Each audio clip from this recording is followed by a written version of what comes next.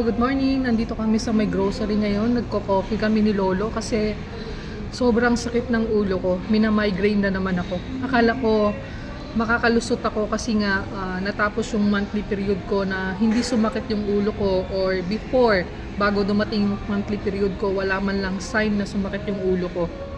Pero ngayon, 2 days ago nang natapos, oh my goodness, paggising ko, sobrang sakit ng ulo ko.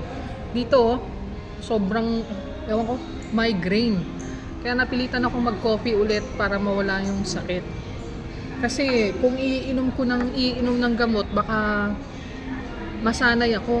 So, hindi ako umiinom talaga ng gamot pag meron akong nararamdaman na sakit.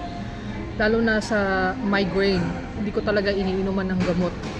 And nakakaginhawa naman ng coffee, eto. And pupunta rin kami mamaya ni Lolo sa hospital. Bawal din siyang kumain kasi magpapa-ultrasound siya. Kaya susundin ko na lang muna yung boss kahit na nakakaawa si Lolo na hindi siya kumain.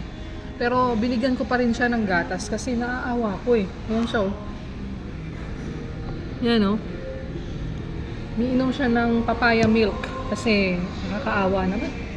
Hindi mo pa kainin, mamaya pang 2:00 yun. Ang tagal-tagal pa nun, ilang oras pa, di ba? Bahala na. Basta ang mahalaga, walang laman yung tiyan, only gatas lang. Bye! Hanggang dito na lang.